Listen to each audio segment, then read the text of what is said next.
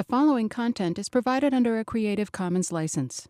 Your support will help MIT OpenCourseware continue to offer high-quality educational resources for free. To make a donation or to view additional materials from hundreds of MIT courses, visit MIT OpenCourseware at ocw.mit.edu. Thank you again for all being here. We're going to talk a little bit about the challenges of blockchain technology. I'm apologizing in advance. I'm supposed to be like across campus for a 4 o'clock meeting, so I won't have much time right at the end to do the little wrap with students coming up. I will note also that if you want to come see me, I'm open to it. Next week's a great week, by the way, because I'm here all 4 or 5 days. But I don't have set office hours. Just email me, copy Dylan, who's the new course administrator. There was a swap out from Ryan, or copy Talita or Sabrina or something. But just shoot me an email, and then I'll set something up with you if you want to follow up either on your projects or it's a question about anything around blockchain.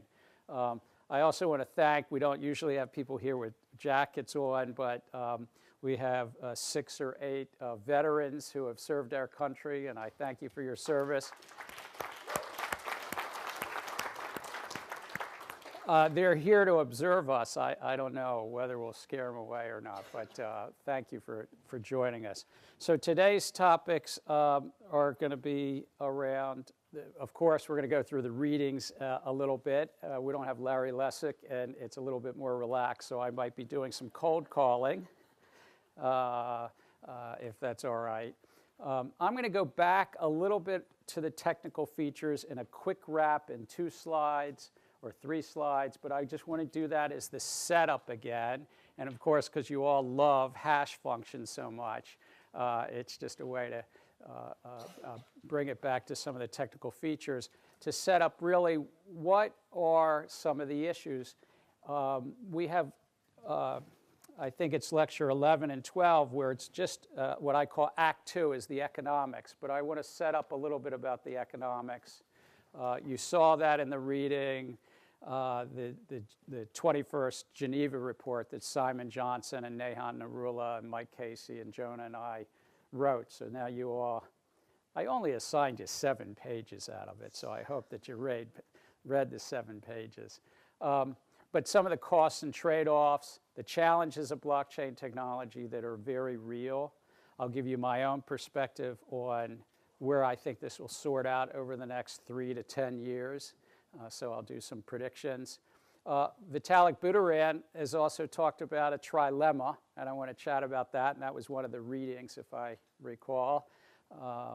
He's such a leader in this community that when he writes and says something like this, it was relevant. I think that everybody's understand what Vitalik Buterin's kind of trilemma is, even though that some people think he's mistaken. Some possible solutions to this.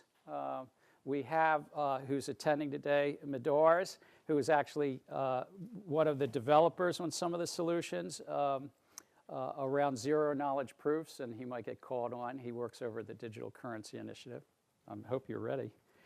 And why I think governance is the most challenging piece. So with that, the readings. I have a list of everybody that hasn't spoken yet. So the goal is to speak. That's what class participation is. Look, I'm going to be lighthearted about it. It's not that long ago I was a student, really. I remember all this, you know. You want to get your name off this list. I just want to say that kind of encouraging. So should I do it alphabetical from the list as to who wants to tell me? No, you look like you're ducking your head. What's your name? Yeah. What's that? Wendy, what did you take from the 7 pages of the Geneva report? Did you do the readings? So what did you take from the great work of Simon Johnson? And I helped him out, you know.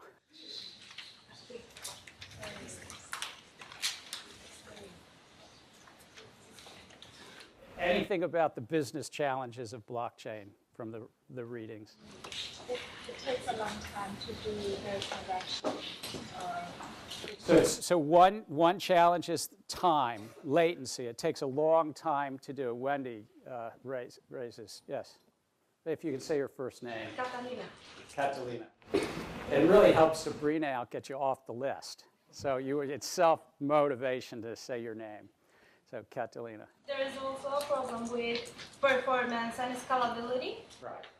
So it's sort of related. They're not alone, but performance, scalability, the time it takes to do a transaction, other challenges. Yes. There were issues. First name. Samir. There were issues with micropayments and how they're essentially inconsistently confirmed. So how to do micropayments? You want to tease that out? Why is there a problem with micropayments? I can't remember the exact details, but it was around just the fact that because they were so small, they were just essentially inconsistent. All right, so how to do micropayments and the small micropayments, partly because they're so small, maybe relative to the fees and the cost of the network. Alexis. Yeah, I just wanted to add, on this point, because basically the miners will try to add to the blockchain first the transaction with the highest fees.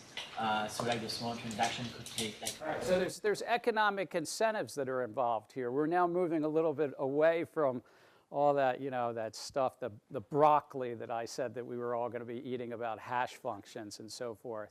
Akira. Yeah, other challenge is the privacy and security. Regulators concerns identity of participants, and incumbent financial institutions concern privacy protection of customers. Okay, so Akira just raised a bunch of points about privacy and security, about the individuals and the regulators. Does anybody want to tease that out a little bit more? Well, the bank has more of an incentive to keep things on the privacy side, whereas the regulators obviously will have pried into the details. Okay, so you have that natural public policy tension that doesn't only exist around blockchain. Jihee? I could not hear anything like here, so if people can speak up a little bit. Okay. Do you want to say it again? Yeah, so inherently the regulators want to look into the details of transactions, whereas banks have a high incentive to keep that on the privacy side. So on the one side, there's a commercial interest to keep things private. On the other side, the official sector might want to peer in. And then, interestingly, on top of it, layered on it, the official sector also wants privacy for everybody other than the official sector. So like in Europe, there's a new requirement that wasn't in the readings, don't worry. But is anybody familiar with the directive, the privacy directive called GDPR? I don't remember your name, I'm sorry. Aaron, you want to tell the class a little bit about GDPR, or if you... I'm not super familiar, I just know that it's like a big deal right now with going after especially big... Stephanie? Yeah, so my understanding is that, especially when it comes to advertising to consumers, consumers in the EU have to really check certain boxes to agree to be advertised to, as opposed to just automatically getting that. Right. So, and Joe Quinn? It's a privacy law. You have also the right to opt out of being, I don't know, being tracked everything you do. Right. Michael? Is it Michael? Yeah, I was going to say we worked on this company I worked on at the summer. We had to put purging mechanisms into our database.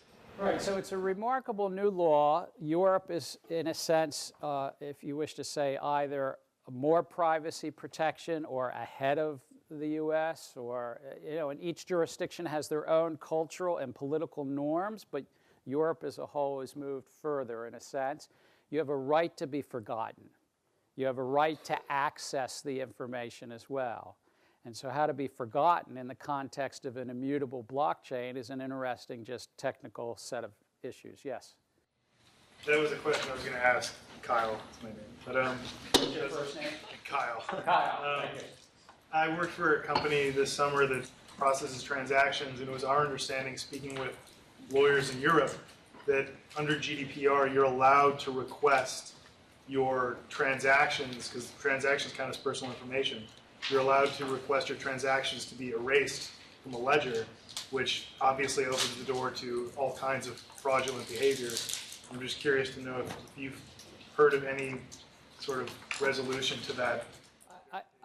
I haven't. I was speaking at a conference earlier today here at MIT with a bunch of member companies to the Computer Science and AI Lab. And one of the participants said they thought they had a technical set of solutions to it. So we're going to talk more about the privacy issues and GDPR in the public policy session next week. So I'll try to, Kyle, remind me, and I will try to get more up to speed on that. Kelly.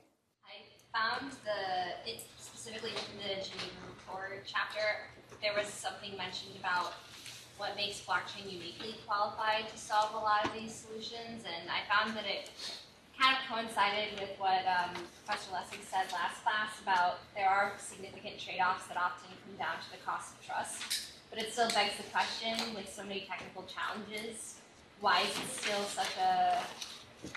something that's so sought after? So I'm hoping we can clear that up a little. We'll give it a shot.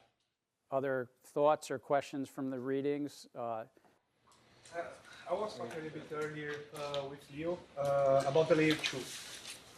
About the layer 2, yes. Yeah, and my question about that is that it's okay about having a second layer to provide the efficiency and the high performance, but it's running offline. Yeah, so we are starting to trust in a second layer that runs offline and then goes and put inside the blockchain. How feasible? How can we trust? So the question is about possible solutions to address performance and scalability, and I have a few slides on that. But in essence, if the principal protocol, the Bitcoin protocol or the Ethereum protocol, or maybe tomorrow will be EOS or some other protocol, has some performance issues, could some activity be moved to another channel? That channel could be called a layer 2 in the Lightning Network, which there was a reading about. That could be with a little bit different technology called side chains or sharding, which I think was an optional. Yeah, I did that optionally. I didn't force you all. So there's a number of alternative channels, and though the technologies are, to technologists, importantly different, sharding and side chains and layer 2. For this purpose, for a moment, let me blur over the differences. The question that Leonardo asked is, well, is that meaning that we have to trust?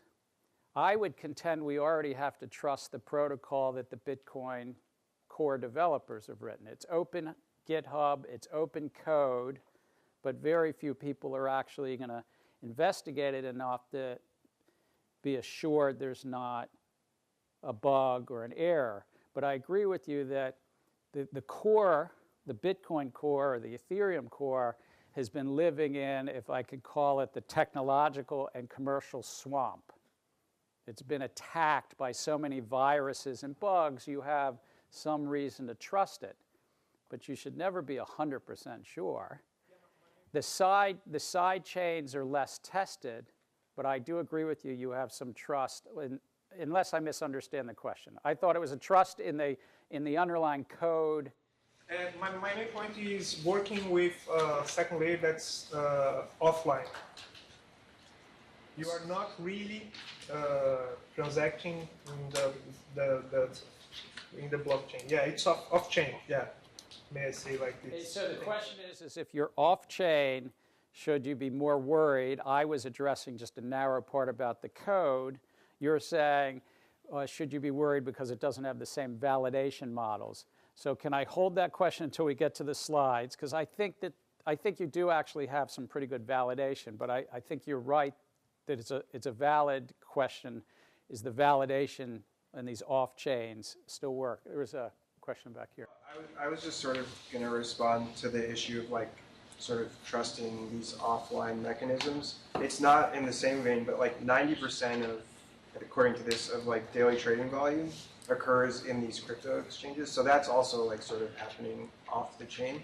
So I think that like in this community of people who are like currently participating, there's no reason that like we're not going to trust sort of like third-party vendors, so to speak. So you're raising the point, and it's a sort of an irony of the whole ecosystem, that the majority, and in some cryptocurrencies over 90%, of the actual daily transactions are happening in very centralized ways on exchanges, particularly the centralized crypto exchanges, where I can't remember, but it was about half of you have owned Bitcoin at some point in time.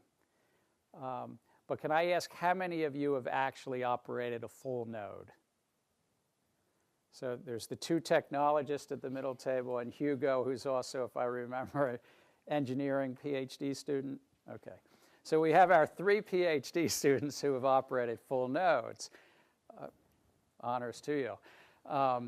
But for most of you, and it was half the class have owned some Bitcoin, you've trusted some other authority to hold your private keys. I'm not saying you're wrong or right, but it's an interesting and an important point about this ecosystem. So let me unless there's other points, just go through some of how I thought about these things and laid it out. And I, of course, the study questions we've been talking about, so I'll come back, but we will talk a little bit about hard forks, and I didn't hear anybody talk about interoperability, so we'll come back to that as well. We've talked more about performance and privacy issues. Just back to the technical features, it's just repetition. Sorry, but I do think it's worthwhile. There's, of course, the cryptography and timestamp logs. So the bedrock of this technology that we did 3 or 4 lectures ago. You will find that in permission systems. You'll find it in permissionless systems. That is a bedrock. You will find it in Ethereum, Bitcoin, and 1,600 others. There will be some shifts around. The hash functions might be a little different, but that's kind of a bedrock of this technology. The network consensus is not necessarily always the same, as we talked about. Sometimes it's proof of work, sometimes it's proof of stake, or in the permission systems, the consensus is really, are you amongst the club? And then there's kind of some form of a club deal. If you're the Australian Stock Exchange, the only member of the club is the Australian Stock Exchange. But in other permission systems, it's 20 banks or 15 banks that are sharing that some delegated randomized authority to say, what's the next amendment to the... And then the transactions code and ledgers shifts largely dependent upon whether it's a transaction ledger or an account ledger. So transaction ledgers have to have some way to record transactions. Account ledgers have to have some way to record the change in accounts, which Ether calls state transitions. But either you have to record a transaction or you have to record a change in the state or a change in the account. An account would say that would be like the income statement versus the balance sheet, but you kind of need to record that. And basically all of these technologies, as I understand it, have some way to keep those ledgers, though there's multiple ways to do it. And as we talked about last week, some have 1 Merkle tree and some have 4 or 5 Merkle trees and so forth. But it's embedded in this, and they could have different scripting. Questions, just that's like the thumbnail, just to remind you about the technology. It's the T in MIT. So just a quick clarification question on the ledgers. So for a transaction versus account, in an account-based ledger, does it say, like if you spend $5, does it say who you're spending that $5 to? Or does it just say your account went down $5 and somebody else went up $5, but it doesn't matter where it came from? So I'm going to take, as I understand, Ether and Medora's, you'll bail me out. But you put a state transition, instead of a transaction input, it's a state transition input. And that state transition input does have one account going down, another account going up. So if you investigate that, you can see where it came from. You can see both sides of it, as I understand. And there's a receipt ledger. There's actually a receipt Merkle tree that then keeps this state transition happened. Did I roughly get that right, Medors? I believe so, yeah. Oh, wow. All right.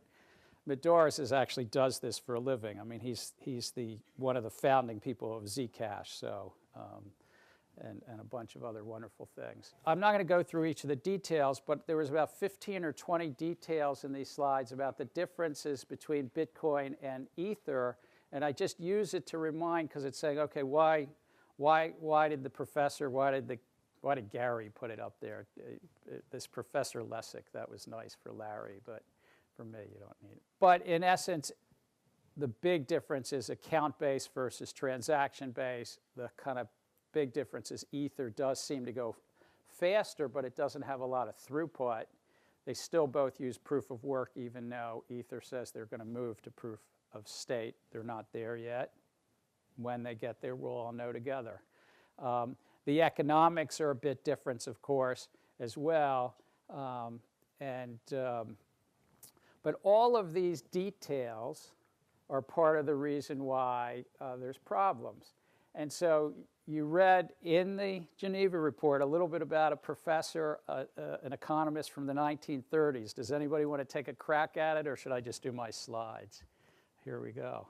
You know, it was like cost theory. Yes. Yeah, the fact that like everything should be analyzed on like cost-benefit analysis, so that like if one wants to use the blockchain decentralized network, you should take into account like all the benefits in terms of like reducing cost of trust, enhancing security, but also like the cost of like switching to a decentralized system. So Coase is an economist from the 1930s who wrote extensively about the cost and particularly about the corporation. Kelly? Yeah, basically like trying to understand why transactions would aggregate into a firm. Why move all your activity into one? Right. So in a much earlier time, way pre-Bitcoin, but a different, why does economic activity cluster into a firm rather than, if it was truly market-based, I might just be selling my services. In essence, he was asking the question, why don't we have a fully gigged economy in the 1930s, where everybody's free labor and even capital and labor meets individually and we collect up together. That was kind of the body of his question that he was. So centralization versus decentralization 80 years ago, studied by a great economist. So just thinking about it here a little bit, I think that when you go from decentralization to centralization, you tend on the centralized side, you get capture. You get economic rents, and you do have a single point of failure. In some sense, the resiliency of the system, whether it's in finance where you worry about systemic risk, that one clearinghouse, one central bank, one government, if it's knocked out, it's so relevant to the economy writ large, it brings it down. Or if it's one database, you have a single point, in essence, of failure. Economic rents is an ability to collect excess profits. I assure you, everybody in this class wants to collect economic rents. We start out as venture capitalists and entrepreneurs, but we have a motivation and an incentive to be monopolists. But we don't want to do it illegal, of course. I mean, we just want to get there, you know, by dominating the market. I'm sorry, was there a question here? You're shaking your head, and I didn't know. But on the other side, there's the benefits. The Y scale is not written on here. The Y scale is however you want to think of it, but I think of it as kind of costs. So the Y scale, up the Y scale is like greater cost. Decentralization, the big costs that come there is coordination. You have a lot of collective action issues. If the 100 or so people in this room were trying to do something together, you have to figure out how to do it collectively and coordination. And that's true of every blockchain that you can think about. Governance relates to coordination and collective action issues. And then security and scalability. These two lines are not in any of the readings, but they try to capture what. And depending upon the slope of the two lines, you might say that a market might tend towards more centralization. In theory, if I had changed the slope, it would be further to the decentralized side, right? If the cost of decentralization is a lower slope and the cost of centralization is higher, we will tend more towards decentralization.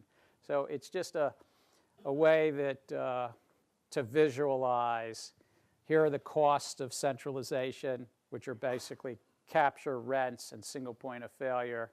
Not that there aren't other costs of centralization. Here are the costs of decentralization. I think in each one of the applications, when you're thinking of use cases, it's worthy, this is kind of a core thing.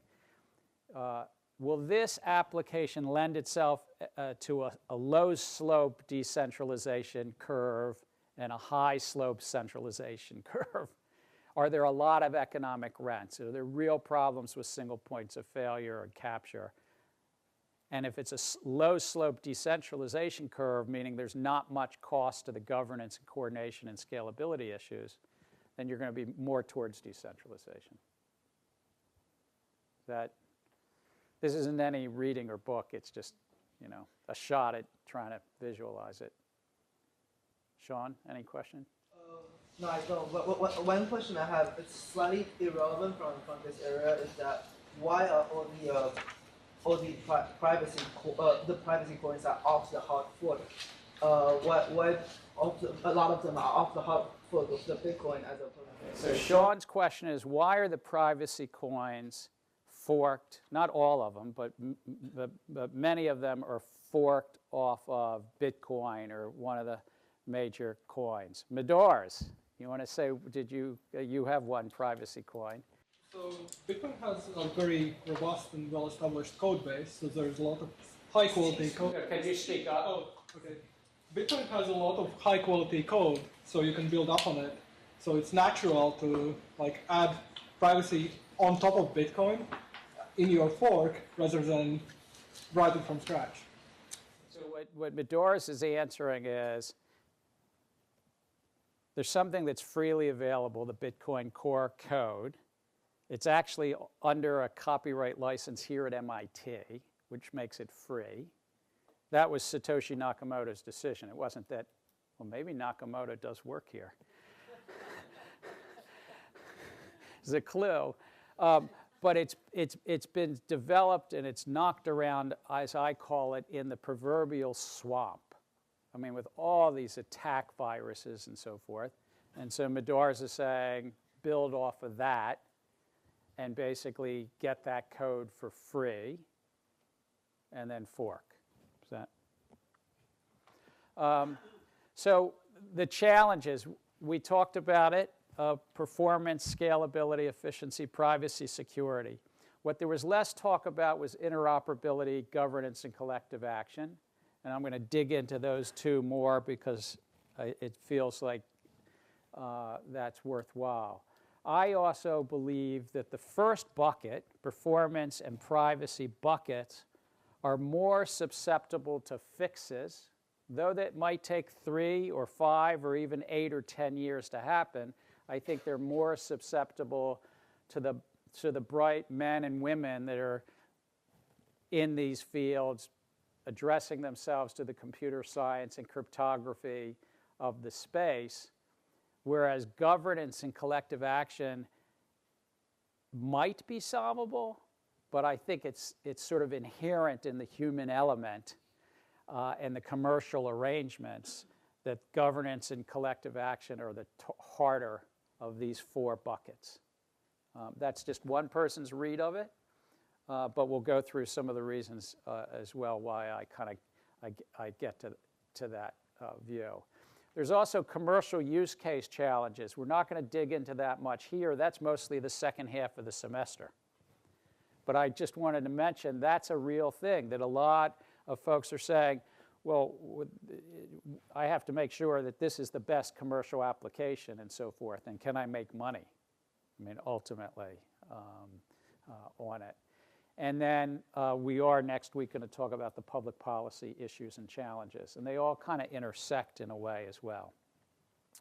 So Vitalik Buterin, I think there was a Medium post I had you all read. Bo, do you want me to tell us a little bit about what you think? Is Vitalik not only a brilliant computer scientist, but does he get the economics of this right, or you think he's off?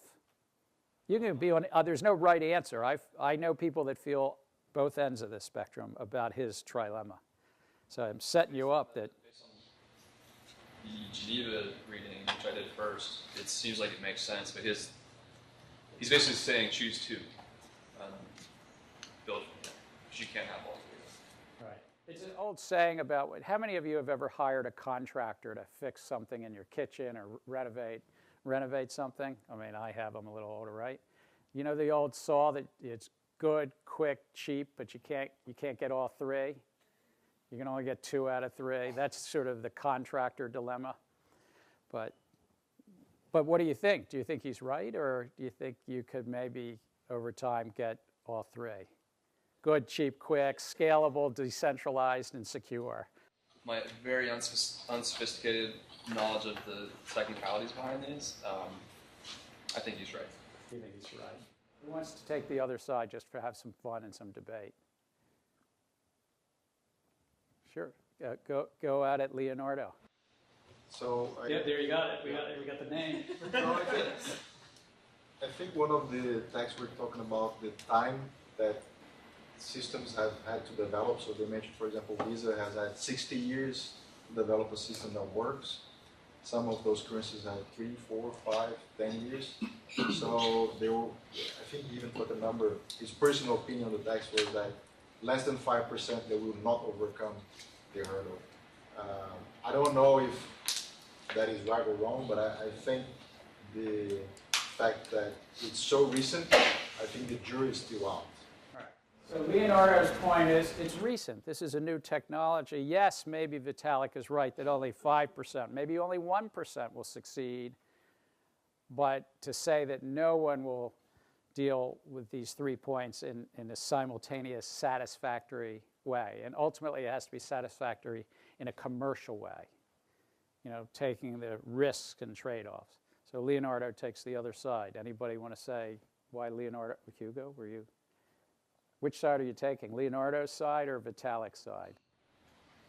Somewhere in the middle. Okay.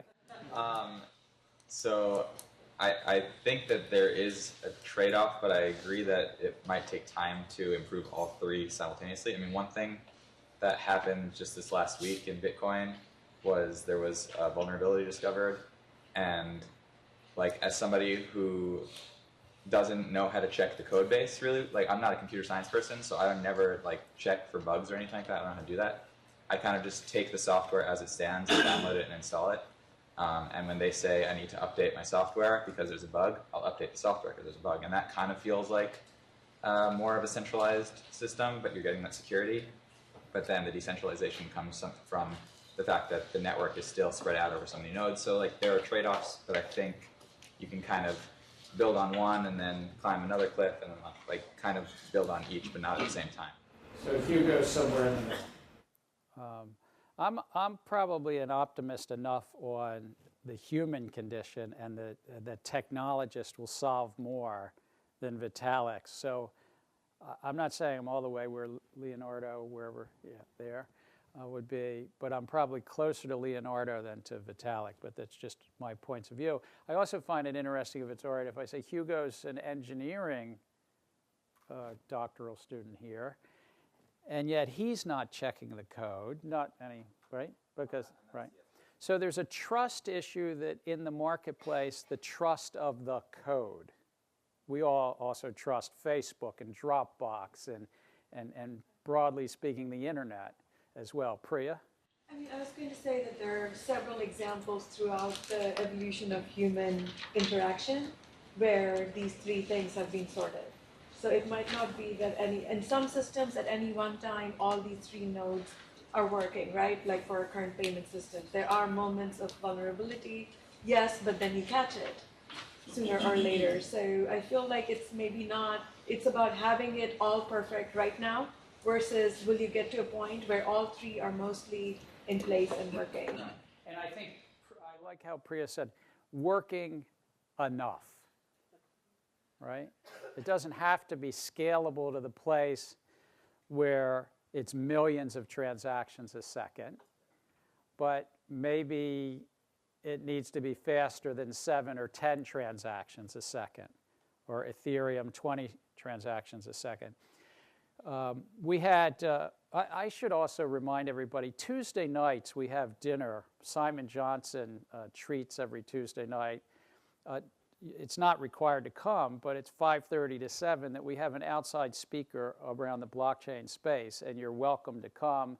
Michelle is here, Michelle Fiorenza. Mailing list, so please, we'll put my name on the board later. So Michelle will put her name on the board, anybody that wants to come. But this past week, we had somebody speaking about the scalability issues, and when his company did a $25 million initial coin offering, the day of the offering, which only had 40 to 50,000 purchasers, so 40 or 50,000 purchasers on that day, that means the smart contract had to be triggered numerous times that day, took over a third of the entire Ethereum network on that day.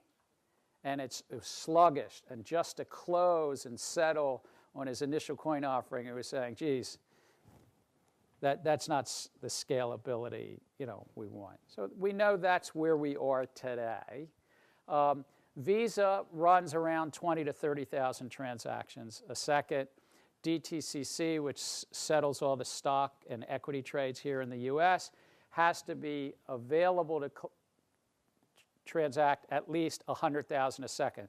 Most seconds it's 5 or 10, or some seconds it's 30,000, but the Securities and Exchange Commission says, no, you have to be rated for 4 times your average, roughly. So this gives you a sense of the scalability issues just in the current environment. If one layers the Internet of Things on top of it, there's somewhere, and I've heard different estimates, of 8 to 10 billion devices currently connected to the Internet. And that's likely to grow as more refrigerators and street lights and traffic lights are tied into the Internet in the next 5 or 10 years to 50 to 100 billion devices tied to the Internet. If they start communicating to each other, will it be a blockchain for Internet of Things? Can't do it at these types of scaling numbers. Or can you do it in some alternative method? Proof of work also has a bunch of energy consumption. We didn't have that a lot in the writing. We chose not to put a bunch of that in the Geneva report. One estimate is that it's 200 million kilowatt hours per day. That's equivalent to about 7 million US homes on average. Just to give you a rough Digiconomist estimate. That's 1/3 of 1% of all the world's electricity. Just to scale it, now you can have a nice dinner party conversation point. It's the electricity of the country of Austria. Is anybody Austrian? No, I just was, So that's one set of trade-offs of proof of work as well. But it also costs a lot of money to run the banking system. So I think that when somebody says, well, it's terrible, it's challenging, all this electric costs, yes, we always want to lower costs, but the US financial system is 7.5% of our economy and costs $1.5 trillion. So the payment system around the globe costs 0.5% to 1% of the global economy, which is more than 1/3 of 1% of the world electricity cost. So I'm just putting it in, it's back to this question of which cost of trust, which costs. I'm neither a maximalist or a minimalist, as you recall. So what are some of the alternatives? And we're not going to dig into each of these. Side chains, shorting, layer 2, payment channels. Anybody want to take a crack? They're not all identical. Doris and I had a conversation earlier today that I could even get my head around because I get confused. But does anybody want to give the basic, we were talking about it earlier, the basic tenet, because you had a reading about the Lightning Network, as to what's the economic thing and technical thing that's being attempted in all four of these types of things. James, was that a hand up? You're going to give it a shot. Give it a shot. Give it a go. Most of these are on the chain. Sorry, most of these are off the chain, but some is on the chain. The idea is you transact off the chain that balances are traded, and the net of the results goes onto the chain. So you try and speed up by processing off the chain, where you can have thousands and millions of transactions, and it's only the net amount that goes on the chain that is much fewer. So James has summarized it as, it's like saying there's this chain, this channel, if you wish, that the water is running in or the digital money is running in, that only has a certain speed. It can only take a certain amount of performance. Why not take a lot of activity and put it in a side channel, which is called a payment channel, actually, but a side chain or a payment channel or a layer 2, all with slightly different technical features, and maybe do millions of things off here and only put some here. It is not new to blockchain and Bitcoin. We already have that in the world of finance for decades in some way or another, where some activity can't go to a central settlement system. And recalling ledgers, the central bank, whether it's the US central bank or any central bank, could have been set up that all of our deposit accounts were directly with the central bank. And in a sense, the side chains in finance right now are 9,000 commercial banks. 9,000 commercial banks are dealing with our money flows and then sort of net settling to the central bank's ledger in what's called digital reserves. And in fact, even the banking system, the 9,000 banks in the US, have their side chains. Visa, MasterCard, First Data, all the money processing. So there's already a layering. I look at layer 2 and side chains as kind of taking a similar economic approach and technical approach that's already been around, but in a new way.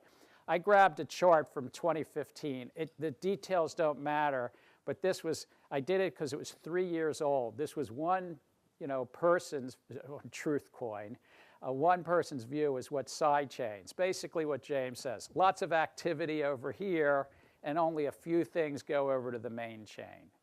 The visual is what I wanted to get across. It was just that it's kind of, think of it as loads of activity over here, and then we only settle at sometimes to the main chain.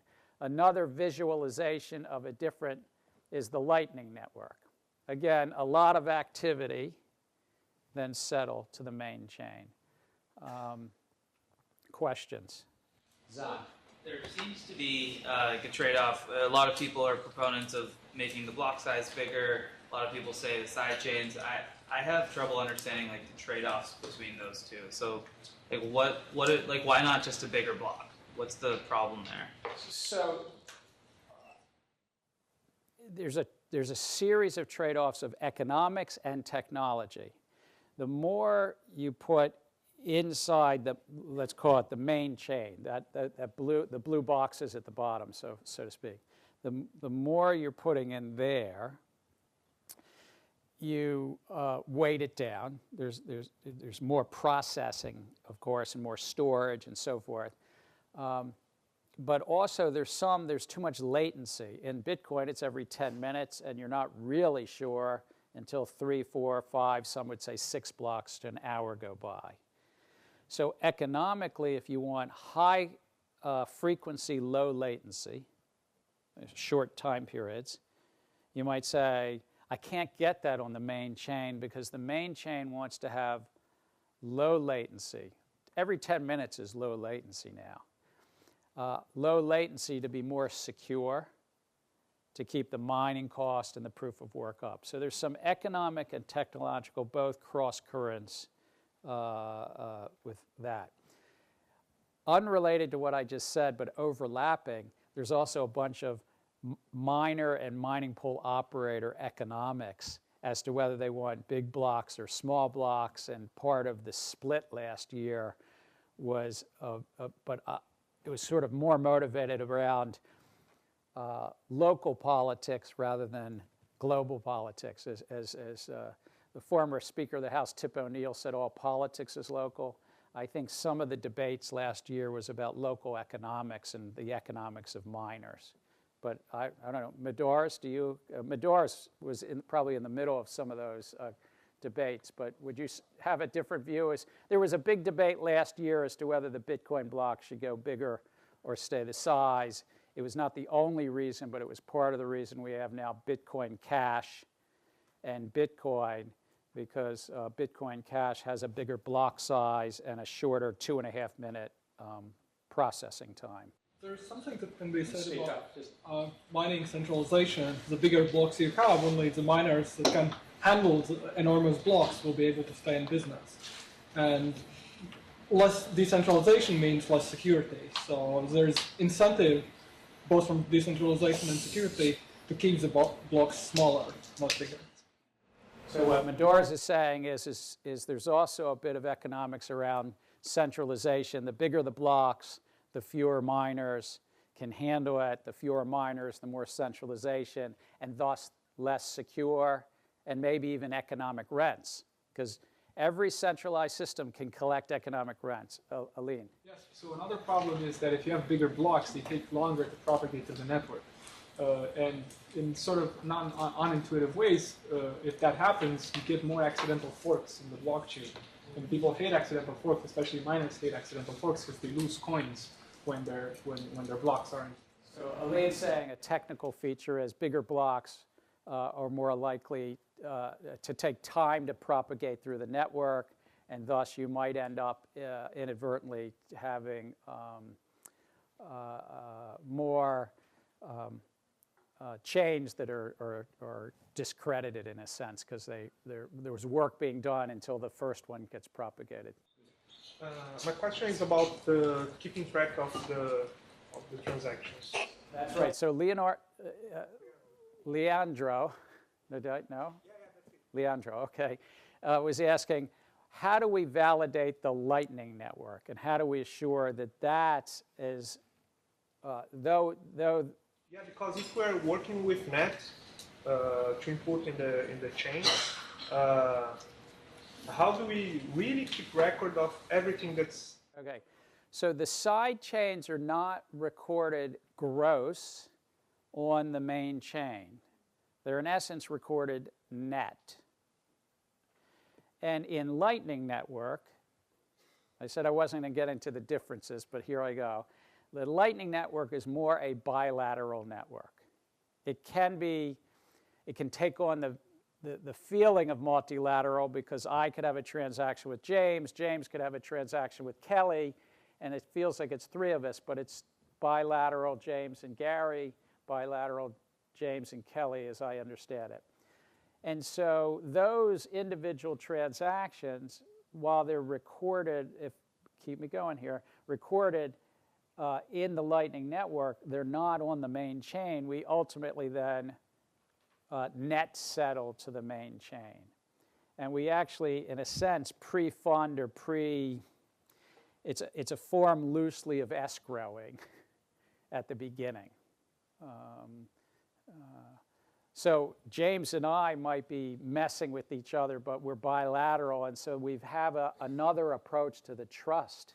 In addition to the computer code, James and I might have other reasons to trust. Joe Quinn. Sorry, and what keeps me out of double spending, once on the Lightning Network and another one on the blockchain main network at the same time? Because there's a I want to be careful because I'm using the terms loosely. There's a form of pre-funding. It's not that you actually fund onto the main chain, but there's a little bit of partitioning. Is that Medora? All right, I keep looking at Medoris because he's actually coded this. So that's what protects you in essence, that James and I, if I'm saying, well, I'll send you 1 Bitcoin, and tomorrow, if the sun does come up tomorrow, you'll send me a half. We're partitioning that 1 Bitcoin or his half Bitcoin until we then close out that. It's written into the scripting code, and it's written almost like a smart contract, but it's not called smart contracts. to sort of partition, or you might loosely think of it as escrowing, even though technically it might be different. But stop by and we can, and if not, some of our colleagues at the Digital Currency Initiative, like Taj Draga, who programmed the Lightning Network, I mean, that's an MIT collaboration with others. And we don't promote it just because it's MIT. It's like one of the leading ways to do performance. It happens to be MIT. So let me talk about other ways to do performance and kind of move on. We already talked about alternative consensus protocols. You've seen this slide. I'm just bringing it back because it is a way to deal with scalability. It's a really critical, important ways. Proof of work is one of the issues about scalability. And generally, I'm summarizing, I'm simplifying in a sense, but generally all the alternatives have some way to randomize or delegate the node that will do the next block. It kind of all comes back, how do you add another block? And Stuart Haber in the 1990s, when he started with all this blockchain stuff and put it in the New York Times, had a central authority, and he set up that company Surety, and he put it in the New York Times. And what Nakamoto consensus is he said, well, no, we're not going to have Haber and a central authority. It's going to be decentralized. So these other consensus protocols generally have some randomized approach to delegate the selection of the next block. It's not always that way, but they may also have a mechanism to do a second thing, a second touch. Silvio Micali's Algorand, he's a professor over in the Computer Science and AI Lab, a Turing Award winner. He's got a company that has an interesting thing. It's like a jury selection. It's like picking somebody for the jury. That's picking this short group of 12 nodes that might do something. And every block has that selection process, but then there's another broader group that then can check the work of the jury. So often there's kind of a second automated way, because trust isn't there, ensuring that there's a quick second check. Did they decide guilty or innocent correctly, so to speak? Again, I apologize if I'm a little oversimplifying Silvio's brilliant work, but it's... so it could be proof of stake, proof of activity, proof of burn, as we talked about, proof of capacity. And as I mentioned last week, there's not large-scale uses, but Dash and Neo both have some form of this going on right now. And Ethereum has a big project. I'm confusing their two projects. There's Plasma and there's Casper. Casper is their project to get to proof of stake, but they're not there. Privacy and security. So I'm trying to remember who raised the contradictory tensions. The contradictory tensions is law enforcement and regulators want more transparency, even though the FBI did, sort of figure out some Russians were using Bitcoin to mess in our elections. They want some more transparency, and financial institutions, users, and even some regulators want less transparency. So it's not, it kind of goes both ways. But these, I think, are also truly solvable. Well, for consumers, there's Dash and Monero and Zcash. And there's even mechanisms called mixing and tumbling, which I truthfully can't tell you the difference, but I can tell you regulators talk about mixers and tumblers and privacy coins. When I go to some regulatory conferences, because they sometimes invite me as a former, that middle slide, the privacy coins and the mixers and tumblers, the finance ministries and the law enforcement stuff, that's where they kind of get worried. Medoris, you want to come up here and tell us anything about Zcash, or you want to do it from there as to what inspired you to do a privacy coin that a bunch of law enforcement folks don't like? I mean, but, Obviously. And it's legal. I mean, it's a coin. It's real. Well, just like cash can be used for illicit purposes, also systems that provide strong privacy like Tor can be used for illicit purposes. That said, privacy is a human right, and we shouldn't be giving up our financial independence just because I want to buy coffee. I don't want to reveal all my other transactions.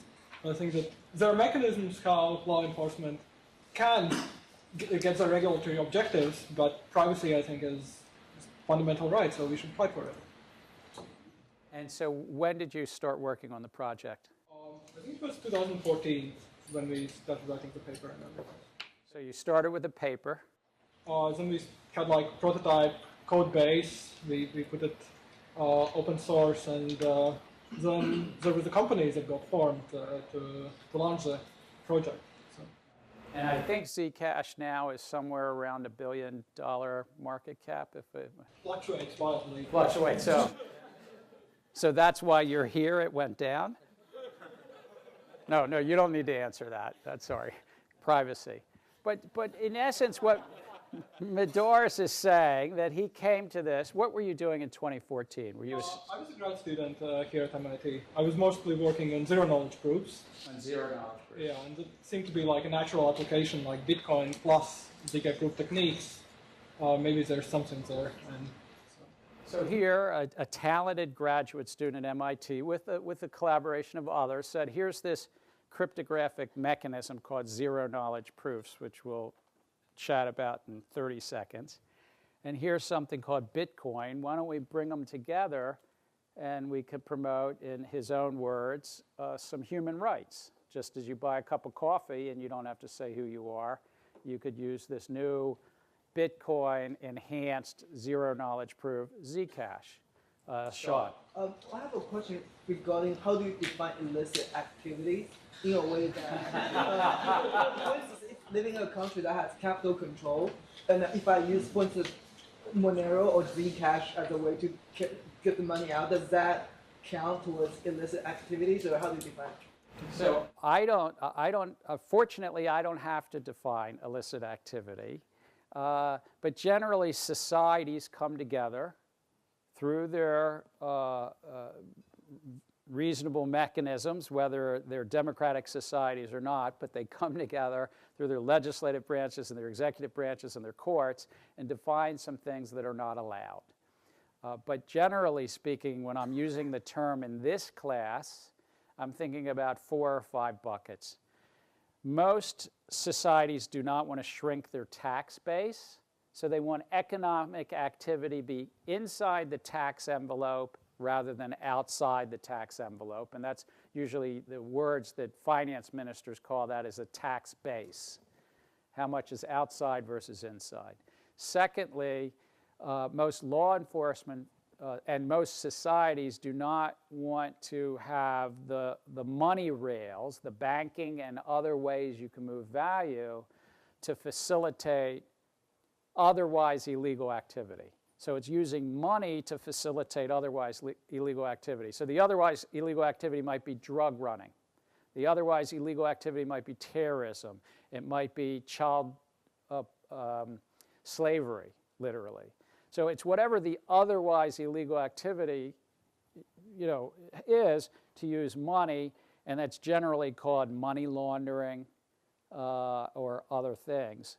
So you're absolutely right. Another thing is that for some countries, less than a majority, but some countries have capital controls. They're trying to maintain the value of their fiat currency relative to other fiat currencies. And in an effort to maintain some either fixed or relationship, they have capital controls. And thus, in those countries, they might say illicit activity also is running around the capital controls. But it's each country, each society.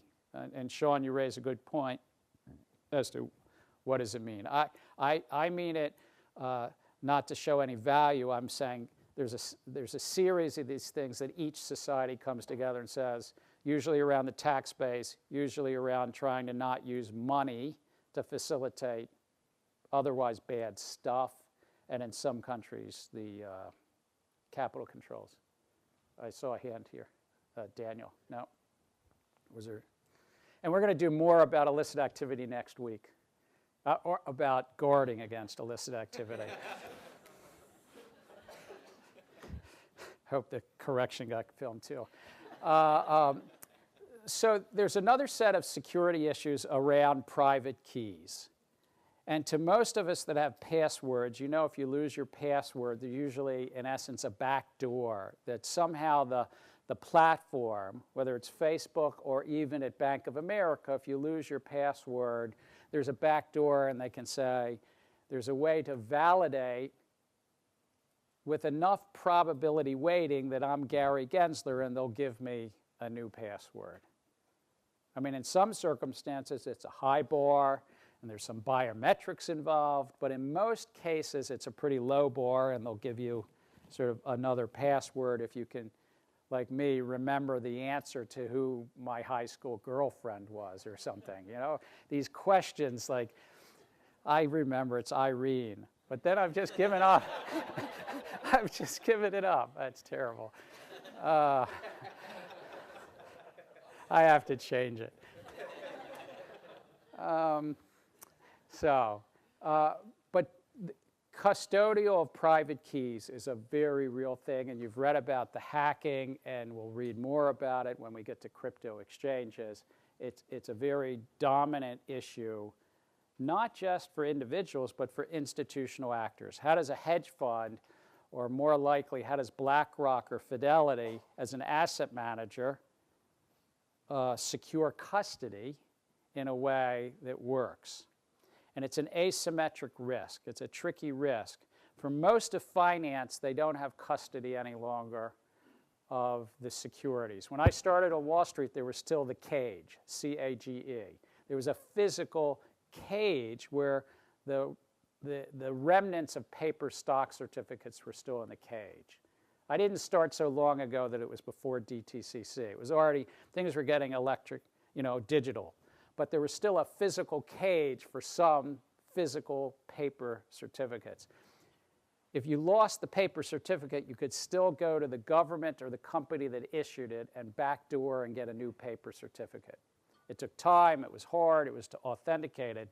But in this circumstance, if you lose the private key, there's not the backdoor issuer to get the next one. So it's a very interesting issue, not just a technological issue, and a cybersecurity issue, but it's a whole set of financial custody issues and asymmetric risk if you're a Goldman Sachs or a Fidelity and you lost a key or it got hacked and it was billions of dollars. So it's just a interesting, I don't think it's unique to blockchain, but it's rather specific to blockchain and finance and how it overlaps. So some of the solutions, and I do think there are solutions here, are some of the things that Medors and Neha Narula, who runs the Digital Currency Initiative, are working on. And they're working on using two cryptographic primitives we're not going to deeply go into. We did hash functions and we did digital signatures. Those are algorithms, or they're called cryptographic primitives. Well, there's dozens of cryptographic primitives, math, algorithms. Well, the other two that are used a lot in this field are zero-knowledge proofs, and less often probably is Peterson commitments. And I put up there my words. I got Medors to help me write this one. But my words is zero-knowledge proofs lets someone prove a statement is true without revealing the details of exactly why that statement is true. You might say, wait a minute. You can prove something's true. It's sort of like if you walk into a bar and they need to know you're 21 to get a drink. Let's make this tangible. What do you need to prove that you're 21? You need to prove that you were born before 1997, September 27th. But you don't need a lot more details. And so there's some computer scientists here at MIT that actually did the foundational work on zero-knowledge proofs 20 to 30 years ago, Silvio Micali and others, for which I think was part of why they won the Turing Award, and amongst other work. So zero-knowledge proofs are a very interesting cryptographic mathematical puzzle solving that Medors used for Zcash.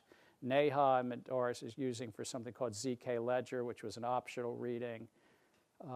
My gut tells me there are ways that we can go forward that regulators and the official sector can get their transparency they want, and the financial sector at the same time can get the privacy they want, that the two can actually coexist through the modern methods of technology. Alexi, is that a hand up or just a waving? Oh, no, all right. You want to add anything, Medora, since you're the co-author of this, the ZK Ledger paper that was optional? A little loud. Yeah, well, I just wanted to correct the record about how Zcash started. There was an influential middleware called Zero Coin Protocol developed by John Hopkins. So Johns Hopkins developed a middle coin called? A middle protocol called Zero Coin. Zero Coin. That was using Peterson commitments, and Zcash didn't use Peterson commitments. There's like a lot of very interesting history behind it. And Peterson commitments are yet another cryptographic primitive or algorithm, which interestingly, they're similar to hash functions, where you take a bunch of data and you squish it together in a sense. You compress it and get a commitment, but you can actually add and subtract them. It's an interesting thing where you can commit to data like a hash, but you can also add and sort of subtract commitments. So it has some interesting features. If you're deeply interested, I will probably line up Sabrina to help you, or Medora's might help because I'm at the edge. But what I'm saying from a business side is my hunch, and this is that we're at the cutting edge here at MIT of some of the folks trying to figure out how to do privacy and security at the same time. Questions on that? Because we're going to get to the tougher things. Interoperability. Linking blockchain applications to legacy databases or linking them to each other. So you might want to link a blockchain application. If you're thinking about a payments protocol, how does that payments protocol in blockchain world link to the fiat? Because ultimately, if you're doing, let's say, remittances, and you want to move money from here to Mexico, somebody wants Mexican peso, they might be starting in US dollars. How do you operate basically with three different systems in that case? You know, your ingenious, innovative startup, but the US dollar fiat system and the Mexican peso system. So that's a form of interoperability and the challenge around it. Or blockchain to blockchain if we've got 1,600 of them. Or even interoperability of the main chain and some of these layer 2 and side chains. That's an easier interoperability because it's kind of coded right in.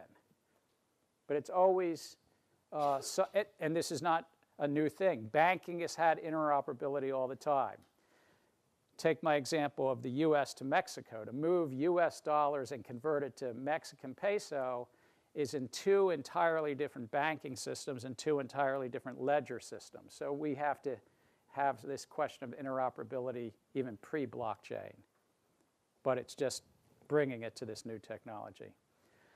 It raises cost of trust in coordinating the transfer of assets and information across chains, in essence. Or as we talk about, across ledgers. So it's an issue it's been around.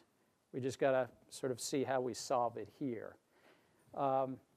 One solution, it doesn't mean it's the right solution, it's the only solution, but one solution is to do through some decentralized mechanisms, including side chains, or one of the favorites of the director of the Media Lab, Joey Ito, thinks maybe if we have layer 2, we should also have layer 0 underneath all of these coins, underneath Ethereum and Bitcoin. Maybe there's a layer that we can technologically create. Nobody's done this yet, but Joey's a visionary. Joey had the first internet service provider in Japan at the age of 23 when he got $1,500 of computer equipment and put it in his bathroom. And that's how he started. Yes. Yes, his bathroom. It was the only real estate he had. So, you know, which way does this go? You hadn't heard that about Joey? No. So it's a way to start a company. And I think far more work needs to be done. So it may be solvable. I'm I'm not sure. And then consensus required for software updates. It's a tough one. Open source software updates which are not backward compatible. Like, can I update the software, but then you can't use it for the 500,000 blocks that are already out there in Bitcoin or or the millions of blocks in Ether. So the problem often happens that the older versions won't validate all the new blocks. And if they won't validate all the new blocks, I'm simplifying again. Think of like Excel, and you get that update on Excel or Word for Windows, and you can't open your old files. I mean, it's a rough lay definition of what this issue is. And so it leads to something called hard forks. And this little visual on the right-hand side is basically what happens is you can't validate all the old blocks because the new software is kind of going beyond it. A hard fork would happen is if you took 2 megabyte blocks, if you made the block size bigger. The old software would not take that, if I've got this right. That would be a hard fork. And so that's an issue, and it's happened. The Ethereum network has Ethereum Classic and has Ethereum because of a hard fork that was encouraged by Vitalik Buterin. The Bitcoin network has one from last year where it was this debate about block sizes. So most software for decades has dealt with how do we update software, but they can push it to us, and we get it, and we hit a button and we get it, and after a while we get annoyed and we don't update, if you're like me. But the consensus, remember this was a graph that we had, the consensus always supports the longest chain. If the consensus is to adopt this new technology and only 80 or 90% adopt it, it's a question of whether the other 10 or 15% will keep maintaining the shorter chain. And in Bitcoin Cash, they have. And so in essence, now you have two currencies. If for some reason it atrophied and they stopped maintaining it, then the value, in a sense, in a commercial setting might go to zero. Was there a question? Yeah. So broadly speaking, I think the toughest issue is about collective action and governance. How do you get a whole group of people to be moving in a similar direction? Blockchain applications derive part of their value from participation of multiple parties on the network as well. That multiple people are involved. It's remarkable in hindsight that Satoshi Nakamoto, whomever he or she was, got this many people, there's nearly 100 people in this room studying this 10 years later. But somehow he solved a collective action issue because it was just software code back in 2009. But it's still the example, how does Silvio Micali, with a very clever blockchain adaptation and Algorand, how does he get people to start using it? And until he starts to get people to use it, where's the value? Or if you have an application that's to be file sharing or for medical records, there's a medical records project here at MIT, but how do you start to get people to use it? And these are solved every day in the internet space, but blockchain has a little bit greater wrinkle. So there's a chicken and egg issue. Priya. I mean, this is like heresy in this room, but is it because it isn't a real thing versus like a medical records, it's really a real thing? Because I wonder about that a lot. Like, does it proliferate because there's essentially not much of a real cost to it? Or so Priya's question is there some perception, can I use that word? There's some perception it's not a real thing, so it might not propagate, and there might not be as much consumer adoption.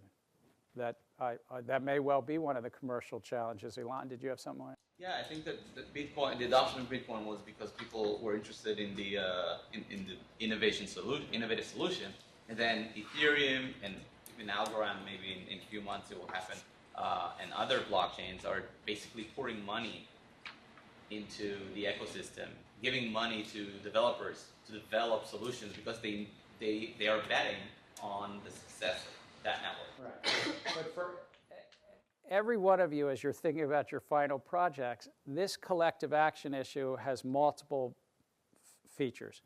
One, to me, is the governance of the blockchain software updates, which we said is a little bit about hard forks and so forth, and how do you have consensus, and how centralized do the governance stay, which we'll come back to when we talk about the Securities and Exchange Commission and whether it's a token that's regulated as a security. So there's that part of governance. But then there's the collective action issue that if you have a payments or medical records or trade finance, how do you get folks to adopt? And in the banking sector, the banks are the big sort of elephants in the room, the big dominant incumbents. How do you get them to adopt? Or are you somehow competing away their profits and not having them adopt, which is more a commercial business issue about collective action. So the financial sector, as we've talked about, favors permissioned blockchains that don't have as many. They have some collective action issues, but they don't have as many collective action issues. They have far fewer scalability and performance issues because they say, I'm not using proof of work. It might be 15, 20, or even 75 or 100 nodes, but they think that way they can secure their privacy and security. Now, Medore's and Neha's paper on ZK Ledger might be a solution, and some of those banks might start using that. But I'm talking about 2018. I'm not talking about 2020 or 2025. Right now, they're favoring permissioned closed-loop systems rather than permissionless open-loop systems. So next week, we're going to be moving to public policy. Oh, my God. You're going to get to read my testimony, all 28 pages of it. Yeah, look, I get it. But I was asked to testify in the House Agriculture Committee in July. It's a venue I'd been at a whole bunch of times. It was fun to be back in front of them. Chairman Conaway from Texas and Colin Peterson from Minnesota. But yes, you'll get to read my. I knew that there was no legislation that was going to happen this year. I want to just give you the feedback, but the Republicans run the committee. They get to invite as many witnesses as they want, and then they let the minority invite one, sometimes two witnesses. So I got the call to testify because I'm like the old, sea dog, and they're bringing me in or something. But it was fun, but I was preparing for this class anyway, so I kind of wrote the testimony for you all. Congress thought it was for them, and it was. But that's the main thing. Mark Carney, who runs the Bank of England, wrote this really beautifully written piece that he gave in the spring about a little bit the history, currency, and so forth. But Mark also runs the Financial Stability, the Financial Stability Board, which has the finance ministers and central bank governors and securities regulators from 20 countries. So it's the G20's finance heavies.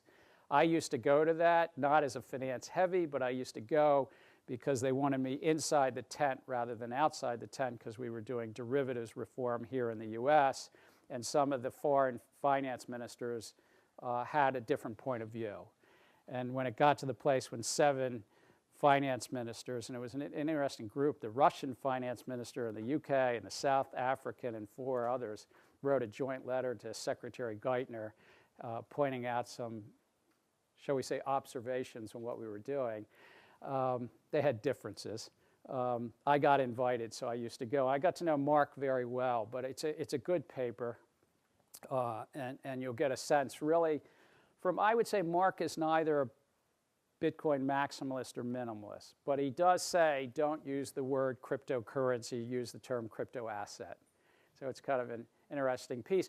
And then I don't know how many of you are Sloan fellows that are here. I recognize some of the Sloan fellows. I think about 20 or 25% of the class are Sloan fellows. You're going to get to see Joe Stiglitz in New York in a few weeks.